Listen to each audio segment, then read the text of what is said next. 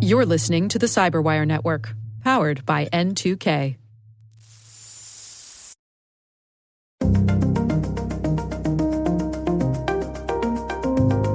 There's been a huge uptick in phishing on mobile devices, in excess of 50%. Hello, everyone, and welcome to the Cyberwire's Hacking Humans podcast, where each week we look behind the social engineering scams, the phishing schemes, and the criminal exploits that are making headlines and taking a heavy toll on organizations around the world. I'm Dave Bittner from the Cyberwire, and joining me is Joe Kerrigan from the Johns Hopkins University Information Security Institute. Hello, Joe. Hi, Dave. We got some good stories to share this week, and later in the show, my conversation with Alex Mosher. He's from MobileIron, and we're going to be talking about a campaign they ran recently that I was sort of part of. It was their Phishing with Cookies campaign. All right, Joe, before we get going, I have a quick story to share about my mom almost being scammed again. Really? So I was over at my parents' place doing a little what I call Dave's free unlimited lifetime tech support and helping them with some issues. And as part of this, my father and I we decided we were going to run out and run a little errand together. We came back to his house and my mom was there in the kitchen. And she's staring at her phone and she says, "I've got a situation here." It's like, okay, all right, what's going on, Mom? Calm down. What's the matter? She's all worked up. And she was at the point in a scam where she was about to call the scammers back with her PIN number for her Verizon account. Now this is interesting because this is the second time they've gone after your parents' Verizon account. Yes. So, and I don't know all the details because it really wasn't it was more important to basically talk my mom off the ledge than it was to get all the details. But it seems as though the bad guys left a message, that said, "It's important you return our call. Your account has been compromised," that sort of thing. Right. She called and they said, "Okay, we're going to trigger this thing that's going to send you a PIN number. When you get the PIN number, call us back at this number with the PIN number and we'll secure your account." And of course, this is a scam. Right. Verizon doesn't need to call you to get your PIN number. No. So lucky to walk in on it right at the moment when it could have gone bad, but she was just along for the ride. She was at that moment where she was about to sort of give up the ball game there. That's interesting. Did you take the opportunity to educate her on this? Not to sound like condescending or anything, but it seems like you said she's along for the ride. She's in on it, and she's essentially gotten hooked. I mean, how do you stop this from happening when you're not there? That's a concern, right? Well, I told her, first of all, I said, "Don't call them back." I sang up the phone, "Mom, don't call them back." Yep. And I explained to her that these are almost always scams. So yes. I said, if you're concerned, I said, here's what you do. Get in your car and go to the Verizon store. Right. Right? That way that they're going to take good care of you there. You're dealing with people who actually work for Verizon. Right. So, and my mom is someone who's totally happy to do that. She would love nothing more than a reason to get out of the house and run a little errand. So that would work for her. So we'll see, but it's just a reminder to everybody out there to spread the word. Those bad guys are out there and anybody can fall for it. And it's really a shame when you see a loved one in the midst of it. Yeah, it's almost as if this is the same group of people, it seems, isn't it? Well, I don't know. The other group was hitting my dad, and this was my mom. So I suppose it's possible. I suspect, if anything, maybe they have a list of senior citizens or something like that. They think are more susceptible, but hard Probably to know. By the list from the AARP. Right, exactly. So just word to the wise there to be mindful of this. Remind your elderly friends and family to be on the lookout for these sorts of things because it can happen to anybody. All right, well, let's move on to our stories this week. I'll kick things off for us. My story this week comes from Naked Security by Sophos. This is written by Paul Ducklin, who's been a guest on our show before. And the article is SMS phishing scam pretends to be Apple chatbot. Don't fall for it. Okay. We've talked about SMS phishing before, which sometimes goes by the name smishing because of the S there in SMS. This article outlines a message. I'll read it here. They've did a screen capture of it on the Naked Security blog. It says, "Hello, Christopher. Congratulations. You received an opportunity to be in the testing group for our newest iPhone 12. As part of Apple 2020 testing program, you've been selected as perfect candidate. Click this link for further information. Now, what's interesting about the link is the link says www.apple.co.uk/2020 promo. Huh. That is a completely legit looking URL, right? That's correct. The naked security is in the UK, so the .co.uk wouldn't raise an eyebrow for folks who are over there. But like, so many of these things, that's what the text looks like. But underneath the hood, it's not going to Apple in the UK, right? It's going somewhere completely different. Okay, so in SMS, you can now essentially obfuscate the link by putting text over top of it. Yes. I did not know this was possible in SMS. Yes, I believe it is. Yes. Well, I clearly is because they're doing it here. Right. Yeah, so, absolutely. Right. The article goes on, and if you click through, if you decide that you really want to be one of the first people to have one of those Apple iPhone 12s, you click through, and it takes you to a website that says, congratulations, here's your chance to get the iPhone 12. It has a timer on it, so it's, time is running out. You only have 2 minutes to claim your prize. The old artificial time constraint. That's right. That's right. To turn up the heat on you. And then it asks you to fill out some information, your email address, and asks you to verify some information about yourself. And then ultimately, in the end, it asks you for your credit card information, just for a modest shipping fee to receive the iPhone 12 for a modest fee to receive it. And of course, because if Apple's going to run a beta program, the one thing they can't afford is the shipping cost to send you your free iPhone 12. That's right. That's right. Apple, who has all the money, right? Literally have all the money. I think they're the most cash flush company ever to have existed, aren't they? I believe that is correct. Yes, They are sitting on a mountain, a bigger mountain of money than the dragon in The Hobbit. So, so, how sad is it you make that reference and then I know I get it and can name the dragon. Well, yeah, the truth hurts, Joe. So as they say in this article, what to do. First and foremost, there is no free iPhone. Right. There's never a free iPhone. No. That's a ruse. Yes, they're taking advantage of greed, perhaps even a little bit of techno-lust. Right. They say keep your eyes open for clues. There are some spelling errors and things like that are in this message that could be a tell. A grammatical error in here as well. You've been selected as perfect candidate. It's like Boris Badenoff is writing this. Right. Look at the link before you click. Again, as we've talked about many times, that's more difficult on a mobile device, but you can click and hold on a link and it will show you the actual link. But slow down, check a link before you click. I mean, first off, don't click on the link. Right. Yes. But if you click on the link. If you must click on the link, click and hold and see what it is. And then finally, the Sophos folks say, consider a web filter to help keep the bad stuff out. Things like a corporate VPN, filtering on your local network. Those sorts of things can be helpful. So interesting article there. Anything jump out to you, Joe, about this? Any comments from you? Well, one of the things that strikes me in this article is that when you click on the link, the very first thing that happens is a bunch of confetti falls down. It's like some cascading style sheets or JavaScript confetti on the web page. That doesn't strike me as something Apple would do. No. That's very un-Apple. Yeah, known for their economy and design, right? Right. Their clean Apple interfaces. does a really good job. As much as I don't like Apple, they do an excellent job on user interface, and that is out of character for them. Yeah. What you said originally sticks with me, that there is no free iPhone. This is just something that's too good to be true. And I will confess to this, Dave, that techno-lust you mentioned is a hook for me.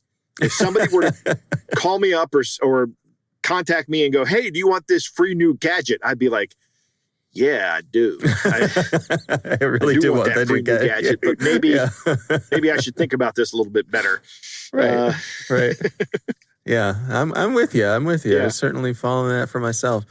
All right. Well, again, that's from the folks over at Naked Security, the Sophos blog. We'll have a link to that in the show notes. That is my story this week. Joe, what do you have for us? Dave, it's that time of the cycle again. What do I say about getting your political news from social media? Ah, yes, I know this. Don't do it. That's right. Don't do it. And the main reason I say this is because by their very nature, these services are not conducive to political discourse or even to your own political thought. Their algorithms isolate you in this echo chamber, and they only show you the things that they know will get you to stay on the page or in the app. That's what they're designed to do because that's their business model. Their business model is dependent upon you looking at the screen. And if they can keep you looking at the screen, they're going to keep you looking at the screen. And if they show you political information from your friends or even ads that you either agree with or disagree with, depending on how you will react, they're going to show you that. Yeah, it's all about engagement. It's all about engagement, right. But the second most important reason that I tell people not to use these platforms for as sources for political information is that they are vulnerable to exploitation. And today I have another fine example of why you don't trust anything political on a social network. Taylor Hatmaker over at TechCrunch is reporting Facebook has taken down 2 networks of fake accounts. Facebook and Graphica. Graphica is a company that specializes in social media disinformation. That's right. There's a company now out there that specializes in social media. It? No, in detecting it. Okay. In detecting Phew. it. No, creating it is a job of nation states, Dave. Right. This is a company that actually has a legitimate business model of finding these networks out there. That's how bad this is. This company can survive on that, right? Facebook has taken down over 200 fake accounts, 40 pages, 9 groups, and then 27 Instagram accounts. One of these networks was run out of China and one was run out of the Philippines. One of the interesting points in this story, and actually the headline of Hatmaker's story, is that the accounts from the Chinese network used images that were generated with generative adversarial networks, or GANs. We've talked about these before. Basically, it's one machine learning model that generates an image and then passes it to a second machine learning model that tries to detect that it's fake. And if it detects that it's fake, the first model tries again, right? Ah. And it keeps trying until the second network says, this looks like a legitimate picture, and that's the picture they use. If you look at these pictures in Taylor Hatmaker's article, there are 9 images, and only one of them looks the least bit off, and it's negligible. It's really, really slight. And the only reason I think I know that it's not a real image is because I was told these are fake images. These images look really, really good and convincing. Now, here's what's interesting. The Chinese network started operating in April of 2019. That's over a year ago. That's how long this network existed before Facebook took it down, for more than a year. You can do a lot of damage in more than a year. In 2020, they set up 3 U.S. focus groups. In other words, they were trying to engage United States citizens with these groups. One group was pro-Trump, one group was pro-Biden, and one group that was called Quack Quack. It was anti-Trump. And I imagine that they were probably in the process of setting up an anti-Biden group as well. But these guys are trying to play all sides of the die here, not just 2 sides of the coin. They're going pro-Trump, pro-Biden, anti-Trump, and probably anti-Biden. They're probably trying to get everything that they can just to put as much political information out there and to push their propaganda. Of course, they're pushing their agenda, particularly with regard to issues of the South China Sea, which the Chinese government is very interested in expanding its control over, as we've seen. But these guys existed for over a year before Facebook shut them down. And I guarantee you that is not the only one out there. There's more out there that Facebook just hasn't found yet. There are plenty out there that Twitter hasn't found. Whatever your social media network, these guys are out there on it. So that's why I say, do not get your political news from Facebook or any other social media platform. Yeah, and I think it's important to note that with groups like this, and this particular one is coming out of China, but we've seen disinformation coming from Russia. We've seen stuff coming from Iran.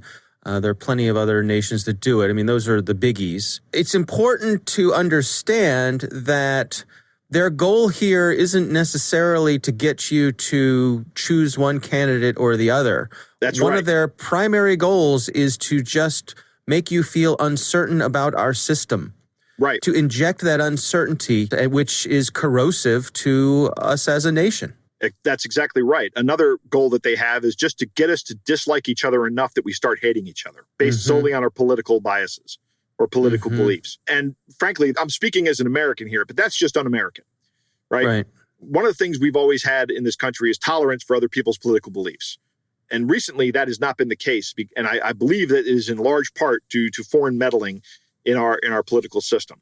And you're right. The goal is not to get one person elected over the other. The goal, particularly with regard to Russia, is to just sow political discord. That's it. Well, let me ask you this then. If we don't get our political news from Facebook, what do you consider to be a good place?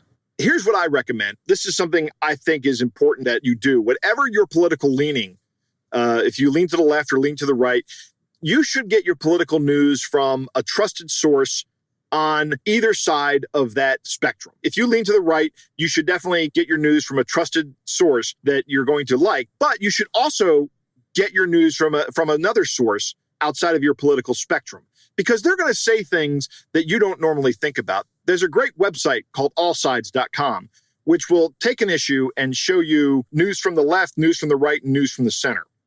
And it gives you the headlines, and then you can click on and read the articles. I think that's a good website to start with.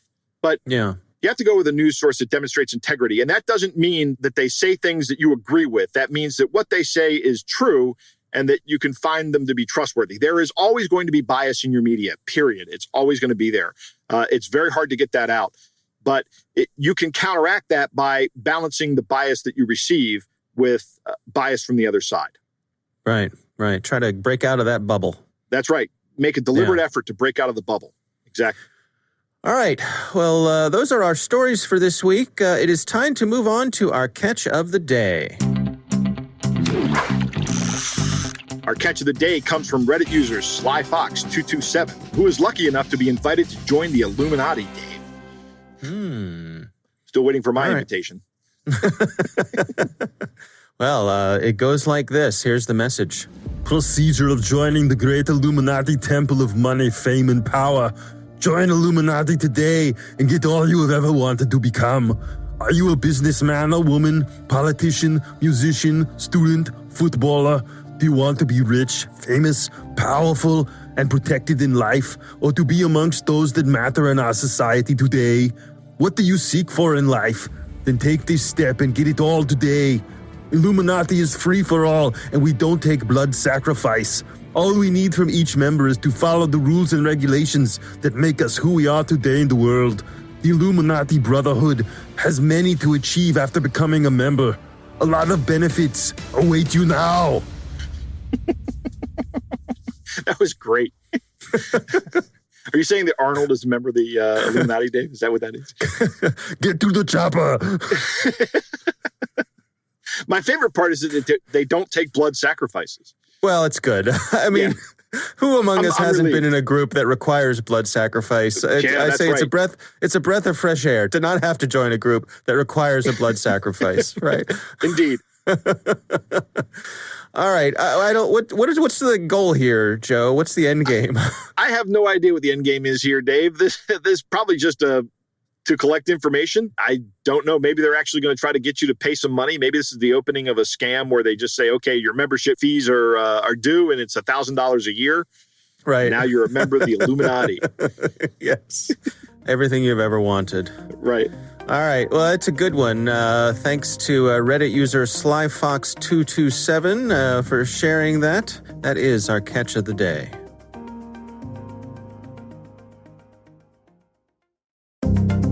All right, Joe, I recently had the pleasure of speaking with Alex Mosher from a company called MobileIron. And what sparked our conversation was the folks at MobileIron sent me a package that I received in the mail. And I'm not going to give too much of the story away because we talk about it in the interview, but here's my conversation with Alex Mosher. Setting the table here, I guess a couple weeks ago now, I received a package in the mail, which I had actually gotten a heads up that a package would be coming, so I was prepared for it.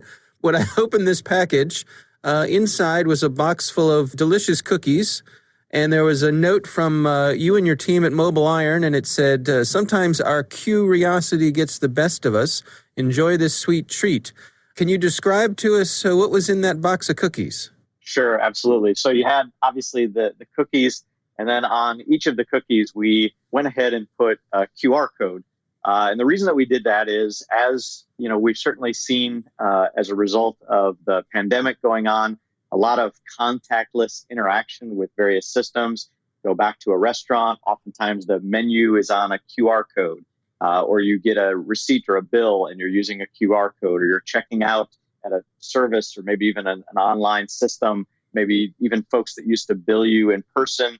Now maybe they're sending you an email and that has an embedded QR code in it. So QR codes have become really relevant in our lives, and certainly I think amplified as part of the whole pandemic that we've been going through and managing through.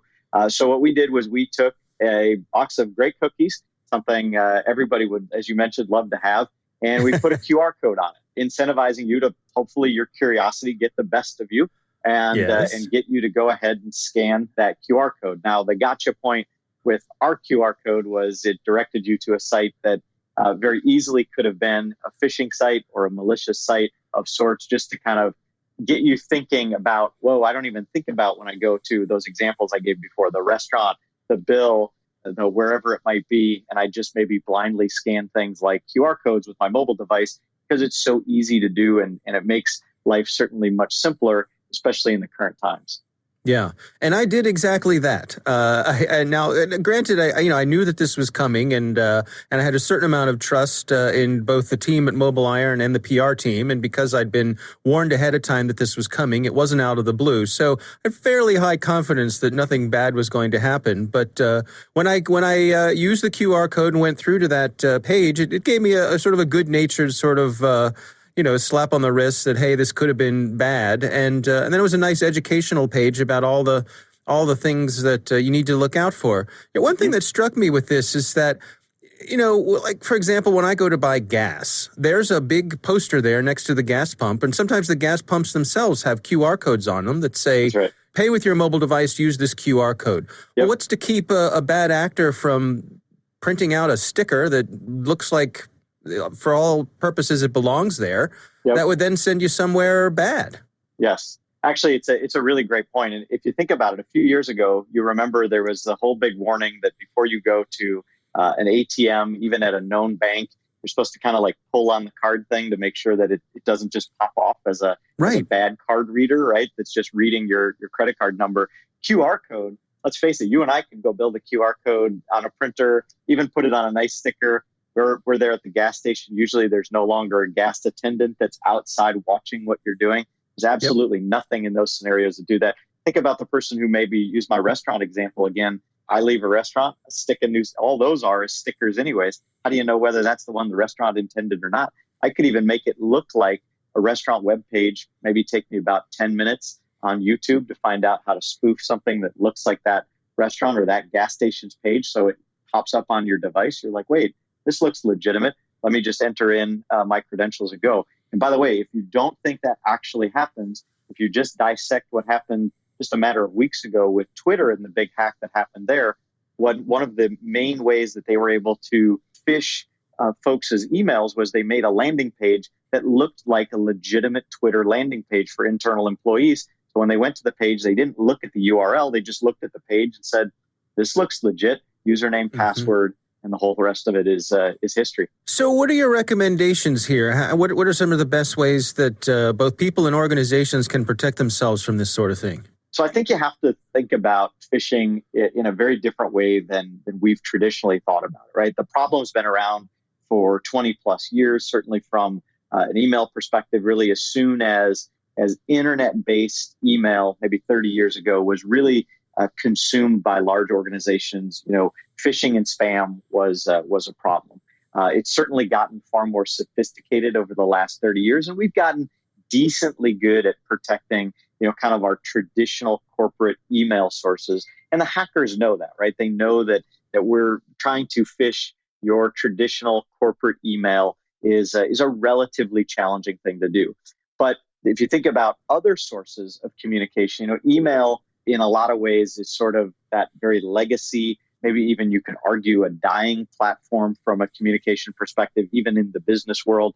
A lot of people are using things like social media to communicate, certainly as you go younger. That's more and more common. They're using applications like if they have an iPhone, iMessage, SMS, WhatsApp, right? All of those sources. Oftentimes, if you have email, you don't just have one email account, especially on your mobile device. You might have a personal email account or more than one personal email account. You certainly got many different ways of communicating with friends and colleagues and others. So I think it's really important that we look at trying to protect ourselves kind of holistically. Think about the platform that people are using and the different sources of communication that could potentially be utilized to phish, just like the QR code example you and I just discussed. Yeah, one thing that struck me in my own experience with the cookies that you all sent out was that, I think it's the default in iOS that when you have your camera app open and it sees a QR code, it automatically sort of triggers it and it says, hey, do you want me to open this? You can disable that, but, I could take issue with that itself. Yeah, no, absolutely. And if you think about it, there are legitimate good sources, like use the gas pump example you gave. It certainly makes life a whole lot more convenient, right? Could you imagine today with the challenges, like I gave the restaurant example, restaurants are under enough pressure just to stay afloat. If they had to literally reprint menus every single time somebody came into the restaurant because they have to throw them away because of the pandemic, costs would go up and would be even more stress on the organization. So there's really positive things that are on the front end. Think about, the communication platforms we have, the ability to quickly just communicate with all kinds of people on platforms like SMS and iMessage and WhatsApp and the sort. So because these systems are so great and they benefit us so greatly, it's what really puts them at such easy target from a hacker's perspective, because they know that you're doing things in quick real time. You're not really paying super close attention to what's happening. You're there at that location, you get the cookie, you scan it, you're thinking something good is the result, and only to find out that something bad has happened at the end of the day. And again, you don't have to go even far back in history. I'll reference again that Twitter attack. A lot of this was sort of done that same way, using systems that were put in place to make life easier and more convenient. We focused more on the convenient side than we did the security side. You really have to find a balance between the two. Yeah. And as this proves, a surefire way to get through someone's defenses is directly through their stomachs. Yes, there's no doubt. Yeah. There's been a huge uptick in phishing on mobile devices, in excess of 50%. And it's for all the reasons that we talked about, right? The convenience factor, the ease of getting to a user's data and information, and the fact that you've got this very small screen with very limited real estate. And so things like validating links before you click on them are often very difficult. You get that tiny little bit.ly link or an abbreviated link, so you're not really sure what you're clicking on before you're clicking on it. Those challenges continue to really drive the need to look at protecting yourself in those outer, endpoints from a phishing perspective. All right, Joe, what do you think? Dave, I have one question. Yes. Where are my cookies? Your cookies are in my belly. They were delicious cookies, Joe. Were they addressed to both of us, Dave?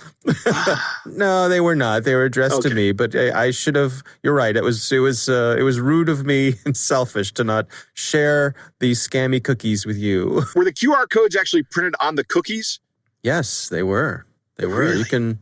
If you want to go digging back in my Twitter account, which is @Bittner, I posted some pictures of them.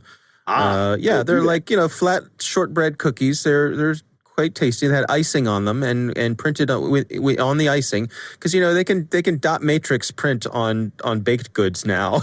Yes, that's what they did here. Here's a vector none of us expected. I'm sorry, inkjet print, not dot matrix. Right, inkjet print. Yeah. You dot matrix print, you wind up with a pile of crumbs at the end. Right. Exactly. I'm familiar with QR codes and barcodes from my time in my failed sales career as selling printers, in particular barcode printers and multiplex barcode printers. But a QR code is a matrix barcode, and that's all it is. It's nothing different than the technology that you use at the grocery store to check out with a UPC on the bottom, except that while a UPC is read in one dimension, a QR code is read in two dimensions. And there are some features in the QR code that tell whatever's reading it how to orient the image and what version of the QR code you're looking at. It's all very interesting. A QR code can hold up to 4,000 characters of information. That's a lot of data in a little bitty spot. And that's more memory than my first computer. Right. That's about as much memory as my first computer had. It's all 4K. Your first computer had to have more than 4K. It did, but the video display took up about half of that, so you were left with about 2.5K of. But we digress. Right. Old men talking about their old computers. If it's a URL, the app, like your camera app on your iPhone or your Android, may just open that up. And I think you said in the interview that your phone just opened that URL up. Most people don't think about this as a vector. I do, because I'm paranoid and steeped in the information security field, right? So this is one of the things I think about. But on my phone, I have an app from Trend Micro that reads QR codes and then vets the website that they point to and tells you whether or not it's safe to go to it or not. And I recommend that if you're going to use your phone to open QR codes, that you use one of these apps. QR codes are a vector, and you should absolutely not trust the QR code that you're looking at when you see it, because like you and Alex said in the interview, that's easy just to print one out and put a sticker over top of the existing QR code and replace it with a malicious one. So use some kind of vetting system like the app I was talking about earlier, and just be careful. Everything out there that has a legitimate purpose can also be used maliciously. Yep, and never underestimate the ability of tasty baked goods to penetrate your security. Your defense in depth is out the window when cookies are involved. That's right. So, all right. Well, our thanks to Alex Mosher for joining us, and thanks to the folks at MobileIron and their PR folks as well for sharing that campaign with us. It was a lot of fun, but also I think some good lessons to share. So it's good for everybody. That is our show. We want to thank all of you for listening. And of course, we want to thank the Johns Hopkins University Information Security Institute for their participation. You can learn more at isi.jhu.edu. The Hacking Humans podcast is proudly produced in Maryland at the startup studios of Data Tribe, where they're co-building the next generation of cybersecurity teams and technologies. Our coordinating producer is Jennifer Iben. Our executive editor is Peter Kilpie. I'm Dave Bittner. And I'm Joe Kerrigan. Thanks for listening.